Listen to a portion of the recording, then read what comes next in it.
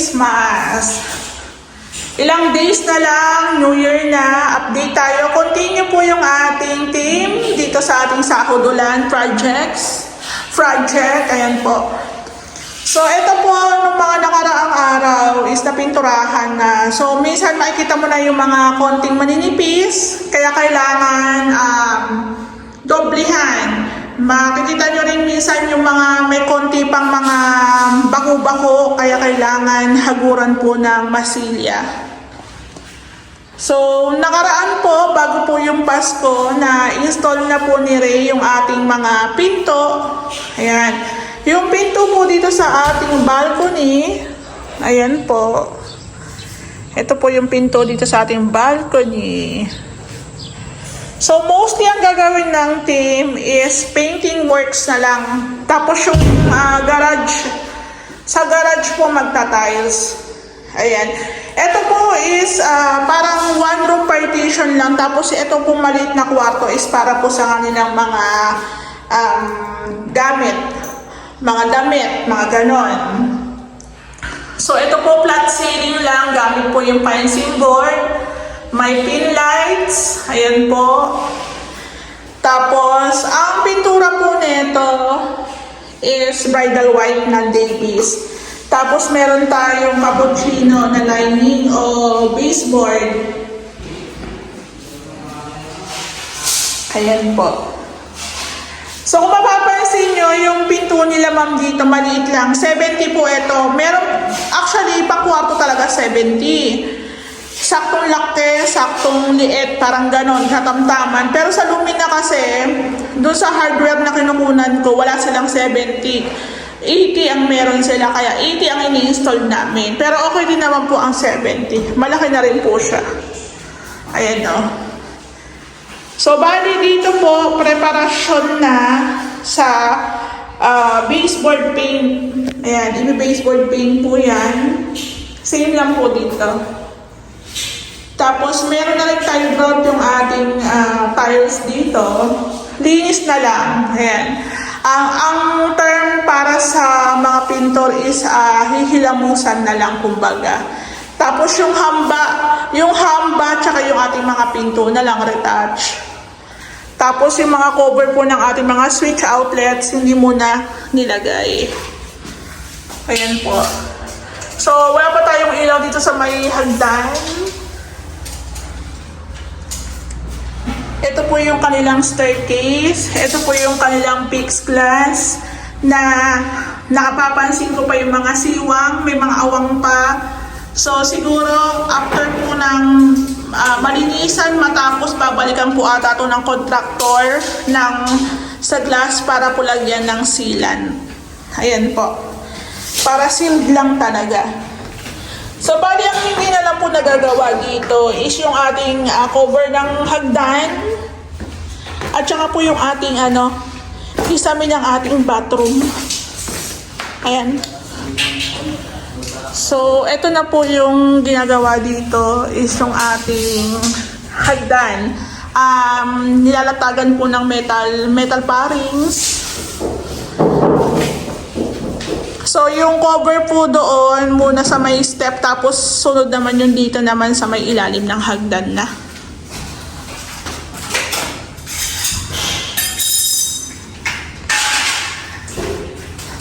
Tapos, ito po yung ating bathroom.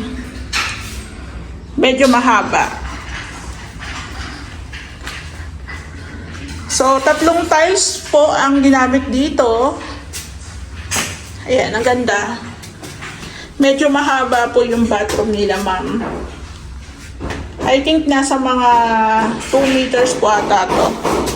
Tapos meron din po tayong niche na nilagay. Dito na po yung abang ng ating shower. Ito po yung ating floor drain. Tapos yung isa pa po. Tapos dito yung ating toilet bowl. So, ang kulang na lang po nito is yung ating kisame. Ayan. So, ingat-ingat na lang pag naglagay ng kisame para po hindi mabagsakan yung ating tiles. Iingatan naman po yan, lalagyan ng sapin. So, mapapansin nyo may mga tubo po kasi may abang po para sa taas. Yung sa balcony, ayan po. Tapos dito po yung lalagyan ng ating owning windows. So, ang ginamit na tiles dito is 30 by 60. Tapos, pagdating po dito sa flooring, sa floor tiles natin is 60 by 60. Pero pagdating po sa shower area, ginawa ni Kuya Joan na 30 by 30 ang cut para mas maganda yung agos ng tubig. Ayan, yun yung term, yun yung explanation ko dyan. So, bali, ito po, ito tayo sa po ito. Ayan, may abang na rin tayo dyan. Ito po, ikakasayan once na natapos na po yung sa ating sa bathroom. Ayan, ikakasa na rin po yan para makompleto na po dito. So, mostly ang gagawin na lang po ng team natin is painting works. Ayan. So, parang mga nakaraang araw is meron na siyang meron na siyang unang pahid. So, ito ngayon pang pang final na. So, ang pala po nila, ang ginamit na pintura dito is Davies na semi-gloss na paint silver. Parang same lang siya sa bridal white pero parang mas light yata ang paint silver. Ayan po. Para lang siyang puti pero may konting touch, parang may konting halo na brown kasi ito po yung ating flat na pintura sa kisame. So, ganyan po yung niya, itsura. Ito rin po. Ayan, ganyan po siya. Tapos, meron din po tayong nilagay dito na baseboard paint. Same lang, babataas naka-baseboard paint. So, ito yung kitchen nila, ma'am. Malaki yan, mahaba. Yung ilalim lang po yung naka-tiles, pero yung taas, pintura na lang daw po yan. And wala na po kaming cabinets dito. Baka po na lang sila. Magpapa-install na lang sila.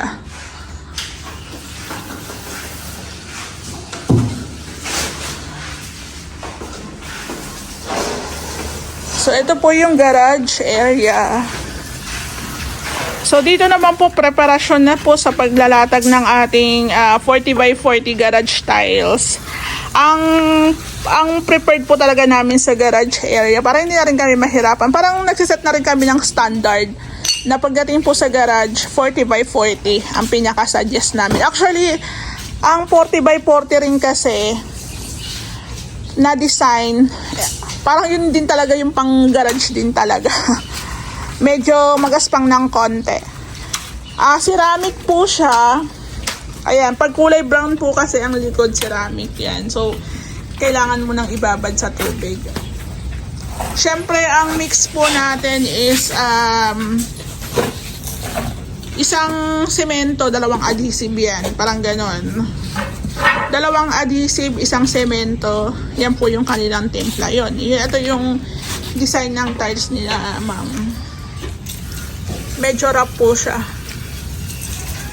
So, tsaka na natin pipinturahan yung gate kasi syempre madumi, magtatabas, madudumihan lang po yung gate. Panghuhuli natin tong exterior natin. Ayan, no? So, konti-konti na lang yung ating mga kalat-kalat dyan. So, ito, nagle-level sila para sa ating tiles.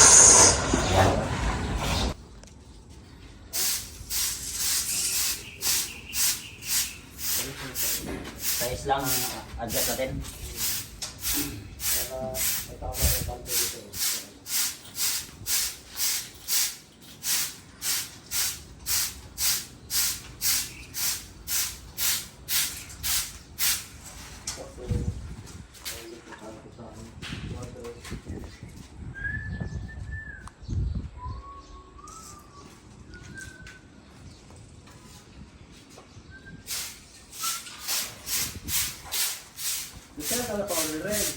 Kaya sabi ko nga kung katay. Hindi nga tatanong ko nga kung sila ba mag-order o tayo na lang. Para dumaan na lang tayo.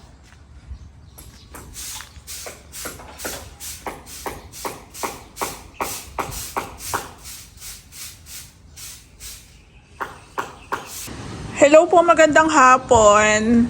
Update po tayo dito sa project namin sa Fine View, Sahod Ulan. Ayan po. Napansin ko yung ating roofing is nalagyan na siya ng Bulka seal o Elasto seal. Tapos na pinturahan na rin po siya. So pagdating po sa waterproofing, mas ginagamit po namin yung Elastoseal. Maganda kasi yung properties niya. Parang medyo mas malapot siya ng konti. Tapos nansag kasi ito, then tumatagal talaga. Unlike po dun sa isang brand. So, ito po, pinapahiram po muna namin siya ng Elastoseal. Tapos, pag natuyo na, papatungan po namin siya ng Sista waterproofing. Ayan po. Pati rin po yung pinaka-roofing ni Sir, chinek namin, yung mga umangat na flashing, dinoblihan, tapos nilagyan na rin po siya ng waterproofing. Hindi po kasi pwedeng i-disregard. Hindi porket po renovation lang, hindi mo na isasama yung roofing. Kasi pag nagkaroon ng problema yung roofing, matik yung kisame na ginawa natin dito, baka magkaroon ng leaks, di ba? So, maapektuhan yung gawa namin. So, yung roofing ni Sir, extension, ayan, meron na siyang Elastoseal, meron na siyang Sista waterproofing. At the same time, napinturahan na rin po yung ating long span. Ayan. So, yung balcony, ganito lang po siya. Pero lilinisan naman to. So, ganito lang din po muna siya. Kasi merong mas priority yung may-ari na bilhin. Kasi ito, labas naman to. Okay na siyang ganyan. So, dito po, halos okay na po ito. Pintura na lang ang kulang dito. Ayan. So, meron na siyang mga sliding. Napansin ko po, yung mga sliding natin, meron na siyang sealant. Ayan. May sealant na siya. So, magaling din yung nag-install nito kasi hindi yung isang bagsakan ng gawa. So, kahit paano, hindi rin nadumihan yung sealant. So, ito po again, yung closet. Nag-update kami ni Ray kasi sinukatan namin yung mga strip light kung ilan po yung magagamit. So, hindi lang natin matesting kasi hindi pa po siya nakatap siguro. Ayan. So, meron na tayong baseboard paint, meron na tayong tile grout, yung pinto natin, napinturahan na. Ito na lang. Ito. Tatanungin ko kay Sir kung anong pintura nito. Mukhang kinalawang na siya. Siguro nabasa po ito nung diniliver. So, kailangan lang po itong i-repaint. So, again, molded door po yung ginamit. Ayan po. Chocolate brown yung pintura niya. Ayan. Tapos, yung kwarto po, ang pintura nito. Pag-usapan natin yung pintura. Bridal white po ito ng Davis. Bridal white ng Davis. Tapos yung baseboard line o baseboard paint is cappuccino po yan ng Rain or Shine. Ayan po. So meron tayong pin lights. Pin lights lang ang pinalagay ng may-ari. Wala na siyang center light. Okay lang din naman. Tapos meron tayong sliding. Tapos dito sa baba, yung ating staircase, ayan, okay na rin po ito. Yung ating, dati wala po ito eh. So, ito po is nilagyan natin ng opening. Nilagyan na rin siya ng sealant. Yung ating staircase, yung handrail natin, pipinturahan din po yan. Yung tiles po natin dito is 20 by 100. Matte type po ito na tiles. Parang kakulay lang din po dito sa ating hagdan. Actually, same po sila. Same lang. Tapos pagdating po doon sa pinaka-landing, medyo dark brown.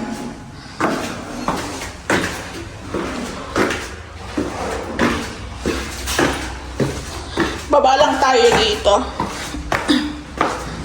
So, bali guys, ganito na po yung itsura dito sa may baba naman. Sa baba, sa staircase, wala na po kami binago dyan. As is na yan. Kumbaga, tiles lang tsaka cover. Pero ito po pinalagyan nila ma'am ng parang Parang ano lang to, parang lalagyan siya, parang TV console, pero plain lang yan. Kasi kung may ilalagay kami dyan, magiging additional po yun. So, itong cover po na to, kinonsider namin na wala na siyang additional. Kasi sa mga gawa po namin, cover lang talaga ng hagdan. Pero ito, parang nilagyan nila rin to ng ano ayan o, parang nilagyan nila ng marine, ng plywood sa likod. Pasukat pala ako ng ano, yung greens, kung ilan na magagamit na ano, nakalimutan ko. Ando sa karton, nakalista na. So guys, dito yata yung kanilang TV. Parang ano lang yan, parang plain lang yan na console na inabangan lang namin siya ng wiring. So, kinonsider na po namin to walang additional. Pero syempre, matik naman yung pag additional, talagang gagalaw. Syempre, papasweldohan mo yung tao. Pero, hayaan mo na. Ganun lang. Tapos, ganito po pala yung design ng tiles nila dito sa may landing. Landing na lang ang tawag ko, ha. Ayan po. Kasi magkaiba dito. Tapos, ito po kasi parang storage ang peg nito. Ayan o. So, not sure lang kung anong gagawin. Open lang din po siyang ganyan. Picturean natin. Pero actually, let's say si sir o kaya si ma'am, lagyan nila to ng parang fluted panels. Kasi madali lang naman mag-install ng fluted panels kahit yung no more nails lang pwede na, para may design lang, may accent lang, di ba? So, okay na yun. Tapos dito nga po pala sa baba, flat ceiling lang. Kaya rin kinonsider ko to kasi wala na silang cube light. Ayan po. So, ang ginamit po dito is surface type na pailaw. So, ito po is semento. Slab po ito. So, okay din po yung ganitong okay din po yung ganitong plano sa ilaw na hindi mo naman kailangan. Actually, hindi kasi naman sila pan ng cube light, kaya okay lang. Papapansin nyo, meron ng mga iilan na appliances. Ayan. So, inuunti-unti na rin po ng may-ari. Ay, yung rep, yung washing, yung kanilang range hood, yung kalan, yung itong ang gagamitin po pala ditong stove is, ang tawag dito induction. Ayan, induction po yan. Tapos ito po yung room. Ayan, okay na, di ba malinis na rin po siya. Ito po yung kanilang bed foam. Ayan, hindi mo na inakyat. Yung awning, yung mga bintana, yung sliding, nalagyan na po siya ng sealant. Ayan po. So, yung sa sliding, contact po yan ni sir, kaya siguro nakahingi siya ng tawad dyan kasi marami siyang pinalagay na na mga sliding, awning, ayan po. Tapos ito po ang kanilang pinto dito sa baba, parang molded door din po ito, pero may tawag po sa pinaka-design niya. Okay din po ito. Sila rin po ang bumili. Molded door tsaka hamba. Tapos dito naman po, yung tiles nakaraan, ayan, natuloy na natin. Okay na siya. Tapos ito na po yung ating bathroom. Yung bathroom po natin, ang pinakapinto niyan is itong PVC flush door. Ayan. So, yung dating bathroom dito, inuro lang natin sa dulo. Ayan po. So, yung tiles po natin dito is 30 by 60 ang ginamit. Ang tawag po dito sa tiles, para siyang off-white na 30 by 60. Tapos, meron lang silang accent na brown. 30 by 60 rin po siya. Tapos, meron tayong niche. Tapos, yung floor tiles po natin is 60 by 60 naman. So, sila po ang pumili niyan tsaka bumili. So, actually, tapos na siya. Itutuloy na lang po yung paglalagay ng tile grout. Tapos, talagyan na rin po siya ng kisame. So, depende sa nagpapagawa kung may owning window na, kung papalagyan nyo pa rin ng, anong tawag dito, ng exhaust fan. Pwede naman yan. Basta sabihan nyo lang po kami. Tapos yung pinaka-ceiling din po nila dito, plain lang naman siya, pero meron po siyang tawag dito, strip light na ilalagay din tayo dyan. So, dito sa unit nila, sir, hindi po sila gumamit ng PVC. By choice. So, bali guys, abangan na lang po natin yung mga accessories na i-install dyan. Actually, pwede na tayo mag-install ng accessories. Kasi tapos na po yung kisame tsaka pagka-tiles. Ayan, abangan na lang po natin. Pati rin po yung pinto, pwede na rin po yan ilagay. Ayan po. Tapos dito, dapat January naman po talaga ngayon. Ang prepared po namin turnover nitong unit nila, sir, is itong January. Kaso, medyo mamumove tayo ng konti gawa ng nagpa-additional sila, sir, ng kitchen cabinets. Ayan. Actually, November pa sila nagsabi sa amin about sa cabinets. Kaso, pinagpipilian po nila yung about sa aluminum or sa kahoy. So, pwede naman yon. Kaso siguro, medyo mahal po siguro ang quotation sa aluminum. Ayan. Pero sabi ko nga ako, personally, mas gusto ko talaga kahoy. Kaso, pagdating po sa mga tibay-tibay na tinatawag, mas gusto nila yung aluminum. Pero ako, okay ako sa kahoy. So, ito po yung additional. So, matrabaho po kasi ang preparasyon sa cabinets. Wala na akong boss. Kasi pangatlong na po namin to, pangatlong vlog ko na to, Carmona, Bacoor, tapos itong sa Sahodolan. So, yung taas na part, okay na. Yung baba na part, okay na rin po ito. Mga takip na lang ba? Ito pa bata. Ay, ito pa. Tapos mga takip pa. Ayun. So, pagdating po sa pag-assemble po ng ating kitchen cabinets, si Ray po ang in-charge dyan. Dati hindi, kaso nagkaroon po kasi ng problema nung iba yung nag-handle sa cabinets. Parang ang pangit. Totoo lang, ang pangit, tapos walang dating. Tapos iba na naman yung nag-handle. Ang problema naman, hindi pantay. So, syempre, ang cabinets po kasi finishing yan. So, makikita mo talaga yung mga hindi pantay, yung mga pangit, di ba? So, real talk na tayo. Alam naman natin yung diferensya ng pangit sa maganda, di ba? So, ayan, binigay ko kay Ray, sabi ko, ikaw na in charge sa kitchen cabinets. Kasi, depende. May mga clients talaga prepared ang kahoy. Diba?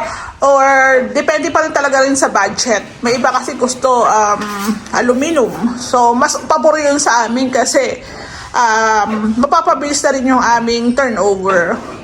Pero since hindi naman po ito minamadali, okay lang din. Kino-consider din siya ng may-ari. So, ang ginamit po namin dito is marine plywood na Santa Clara po yung brand. Na ang presyo niya po sa all home is 2.7 ang isa. So, pagdating naman sa assemble si Ray, pagdating naman po sa pagmamasilya, pintura, mga pintor naman po natin ang bahala dyan. So, sa amin, toka-toka, kanya-kanyang gawa. Kumbaga, ikaw dito, ako naman dito, parang ganon. So, kumbaga, hindi siya totally pagod na pagod. Kumbaga, kung halimbawa si Ray ang nag-assemble tapos siya pa magpipintura, magmamasilya, parang hassle, di ba? At least maganda yon. Iba yung nagbuo, iba rin yung mag-finish, parang ganon. So, syempre, sa paggawa ng cabinets, kailangan natin yung pull-out tray basket, condiments rack, tsaka po yung sa cutlery at kung ano pa yung mga ipapalagay nilang mga accessories dyan. Let's say magpapalagay sila ng microwave. So, kailangan nakaabang na yung sukat. Tsaka dapat nakaabang na rin yung saksakan. So, ayan po. Hanggang dito lang po yan kasi dito meron tayong owning. Ayan. So, ito, idagdag ko nga rin po pala yung preparasyon namin sa sa cabinets. Bago po yan, inassemble ni Ray, pinahiram din po yan ng solid nung, eto, pakita ko sa inyo. Wala na nga siyang laman. Pinahiram po nila ng solignum. Sige lang. Eto po. Actually, sabi nila,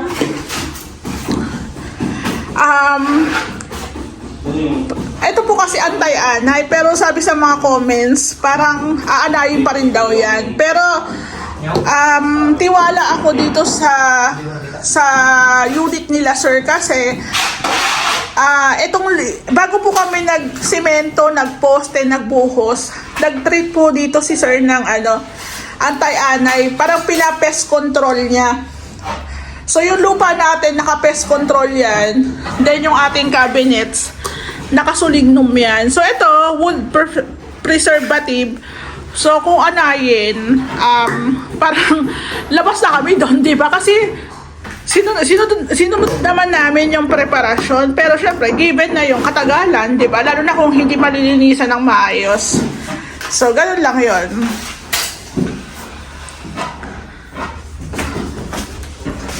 So may mga i-install pa tayo dyan. I mean, may kailangan pa tayong mga gagamitin pang mga accessories katulad po ng mga concealed hinges, mga drawer guide, ayan. So, yung handle pala nila, continuous handle, kaya abangan na lang po natin.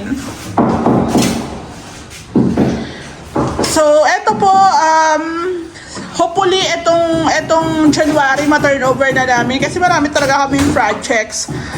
So, merong mga naghihintay din kami ng mga permit, baka magkasabay-sabay na naman. So, hassle sa amin yun.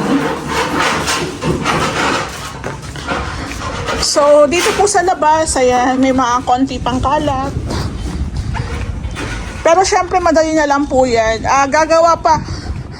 Hinihintay pa namin si Kuya Bok kasi gagawa siya ng drainage. Ayan.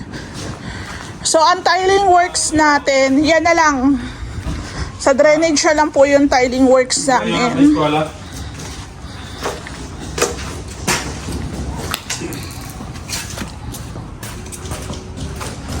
So, gagawa po tayo dito ng drainage. Hintayin lang po natin yung pagbabalik ni Kuya Bok. Tapos dito po, ito po yung itsura ng ating concrete design wall, ayan. So, yung mga poste ni sir, meron na rin po siyang deco stone. Ayan po. Sila sir din po ang pumili ng ating deco stone. Ang nagamit po naming deco stone dito is 2 box para po sa 3 poste. Ayan. So, yung ating gate is folding po yan. Ipanguhuli natin yung pintura. Malapit na po yan mapinturahan. Tapos dito po sa kabilang side, yung mga poste lang po yung naka-deco stone. Pero yung ito po, yung the rest po nito is wala na. Pintura na lang po ito.